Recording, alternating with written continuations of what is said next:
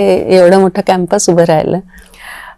पण ताई याआधी तुम्ही श्रीमती मनोरमाबाई मुंडले कॉलेज ऑफ आर्किटेक्चरमध्ये प्राध्यापक म्हणून आणि प्राचार्य म्हणून सुद्धा सुरुवातीच्या काळामध्ये कार्यरत होतात. त्यामुळे मला असं वाटतं की भौगोलिक एक जाणीव की इथं किंवा या भागामध्ये विदर्भामध्ये अशा पद्धतीनं महिलांसाठी एक खास युनिव्हर्सिटी असावी, मला असं वाटतं की तुम्हाला देखील त्याची जाणीव आणि अशा पद्धतीने महिलांसाठी एक डेडिकेटेड झालं तर महिलांना त्याचा किती लाभ मिळेल अशी कल्पना किंवा असं वाटत होतं का त्या काळामध्ये कार्यरत असताना देखील? कुठेतरी सुप्त जाणीव नक्कीच होती, कारण नागपूरमध्ये सगळं शिक्षण झालंय.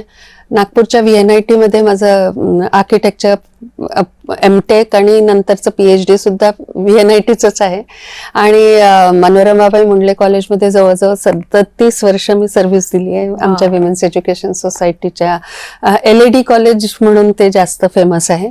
तर तिथे शिकवताना मुलींचंच कॉलेज, त्यामुळे मुलींचा सहवास मला पहिलेपासूनच होता. मुलींचे प्रश्न काय, मुलींना काय वाटतं, त्या कशा मोठ्या.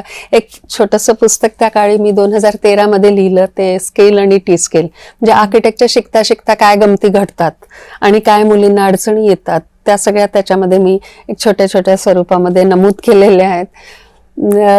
कधी माहित नाही, पण असं त्या मुलींच्या जवळ गेल्यामुळे, त्यांच्या अडचणी समजल्यामुळे एक काउन्सिलर सारखं त्यांच्याशी बोलतून त्यांना काही सुचवता येतं का, त्यांना नवीन मार्ग दाखवता येतात का, असा सुद्धा एक विचार मनामध्ये नेहमी असायचा.